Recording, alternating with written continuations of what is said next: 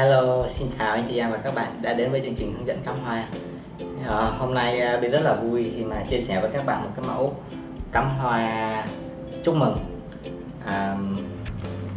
với cái tông màu sáng ha. Ok, đầu tiên là mình sẽ sử dụng là cây thủy trúc để mình tạo một cái chiều cao cho cái lẵng này cũng như là cái điểm nhấn cho cái lẵng hoa này ha. Mình sẽ bắt đầu.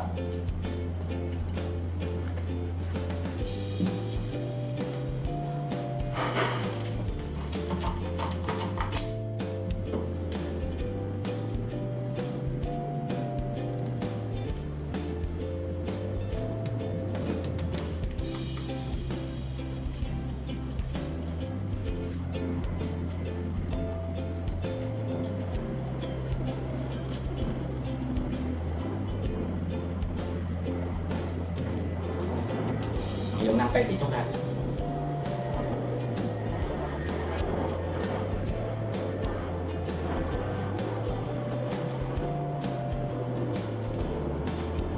Để cắt thủy trúc đẹp á, các bạn vuốt nó lên như thế này này.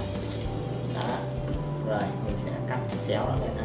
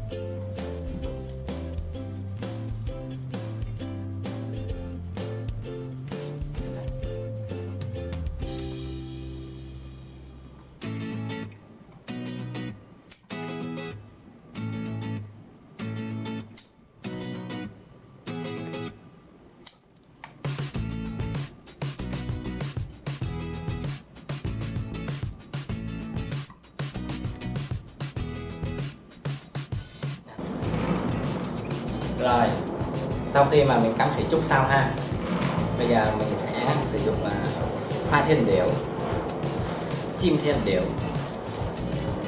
Đó.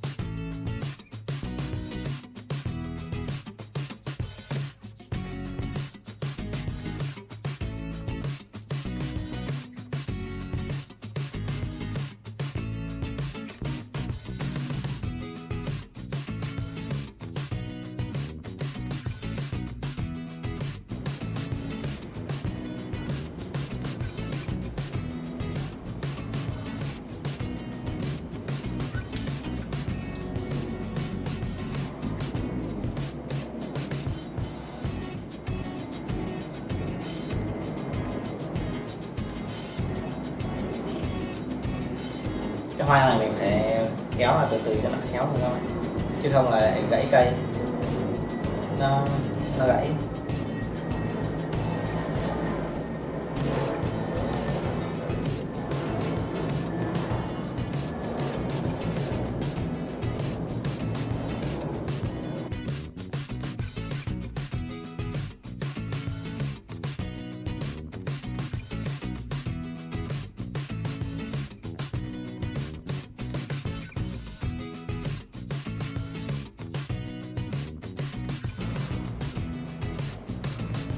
Ok, bây giờ mình sẽ sử dụng hoa hướng dương để mình tạo một cái chỗ tam giác này này.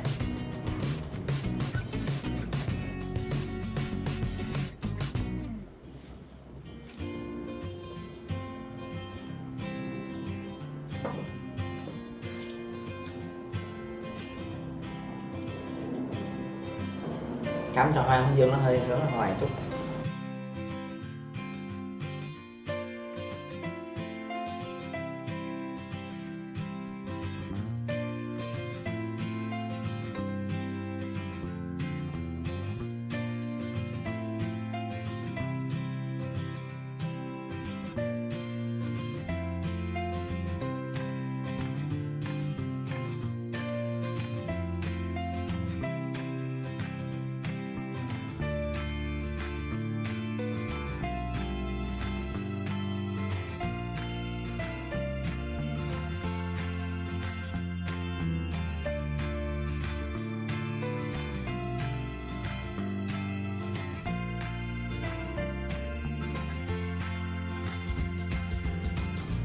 Nói chung là về phần hoa hướng dương của mình ha.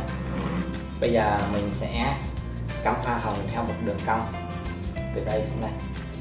Mình sẽ sử dụng hoa hồng cao ha.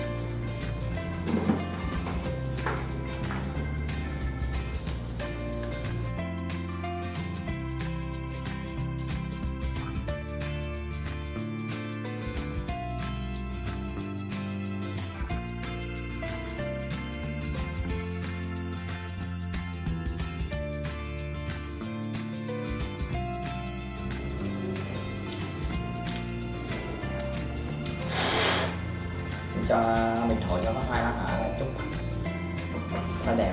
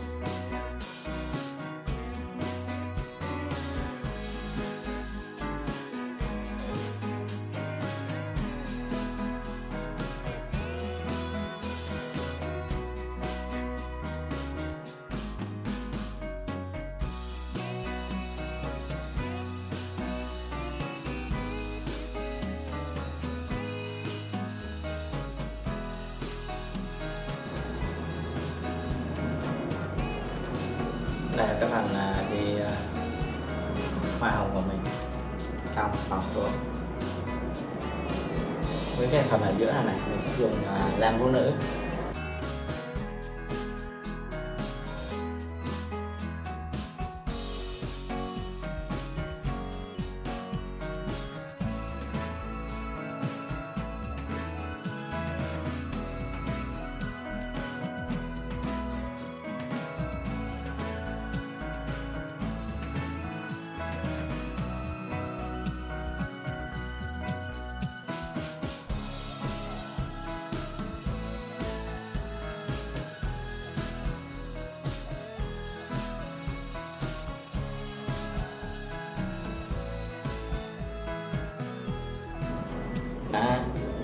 Rồi bây giờ mình mới bắt đầu là mình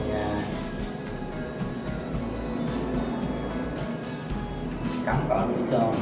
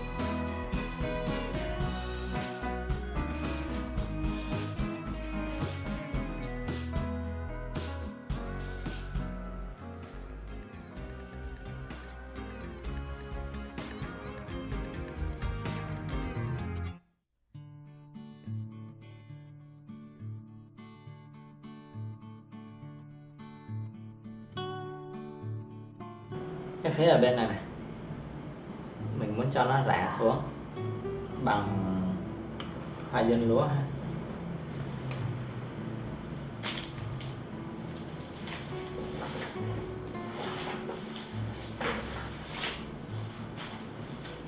Đây là bó hoa dưa lúa.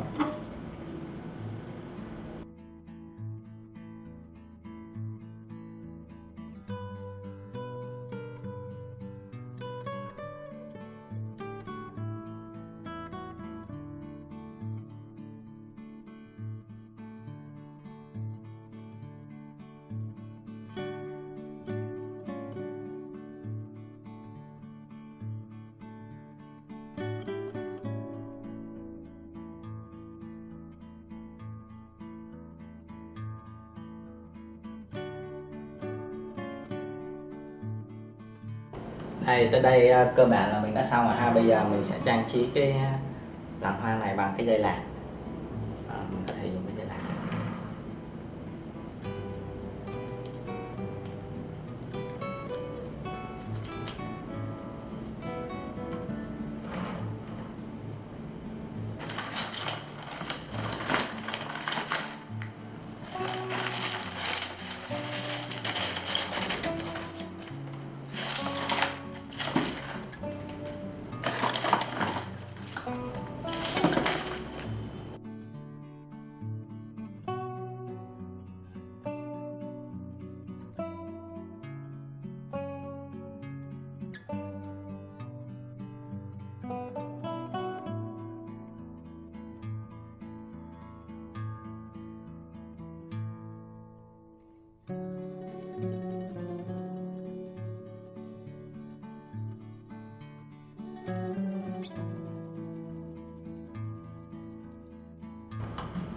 Ok, vậy là mình đã xong một cái lẵng hoa chúc mừng.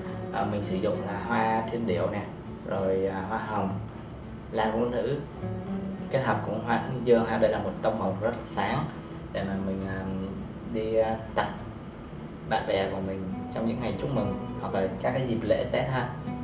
Thì nếu như mà quá trình mà các bạn đây là gần phía sau này ha, nếu như mà trong quá trình mà các bạn thực hành á mà cảm thấy có những cái gì đó mà còn vướng mắc thì các bạn cứ comment ở phía bên dưới. Nếu các bạn thấy thích cái lẵng hoa này thì hãy nhấn like cho tụi mình để có thêm động lực để mà tạo ra được những cái lẵng hoa cũng như là những cái chóm hoa nghệ thuật thật là đẹp hơn nữa ha. Chúc các bạn thành công trong cuộc sống. Xin chào và hẹn gặp lại các bạn trong những video tiếp theo.